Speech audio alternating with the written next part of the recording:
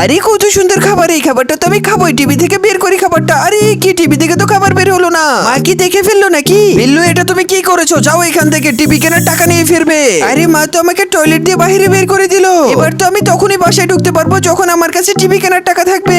এখন আমি কি কাজ করবো? আমাকে তো কেউ কাজেও নেবে না। এই তো কিছু বোতল রয়েছে, এই বোতলগুলো ঢুকিয়ে বিক্রি করে ফেলি। এই তো অল্প কিছু টাকা ইনকাম হয়েছে। এবার এই জুতোটা পরিষ্কার করে দেই, তাহলে আরো কিছু টাকা পাবো। আমাকে অনেক পরিশ্রম করতে হবে। আরে এই তো একটা সুন্দর বার্গার, এই বার্গারটা আমি খেয়ে ফেলি। ট্যুর শেষ করে বাসায় চলে এসেছে, কিন্তু বিল্লু কোথায়? আমার মেয়ের টিভি ভেঙে ফেলেছে, তাই ওকে বের করে দিয়েছি। তুমি কি করেছো? আমি যাচ্ছি আমার মেয়েকে খুঁজতে। আমার মেয়েকে কেউ দেখেছো নাকি? কেউ দেখে থাকলে প্লিজ আমাকে বলো। টিকিট কিনবেন? Ticket ticket. আরে এ কি? এটা তো আমার বাবা।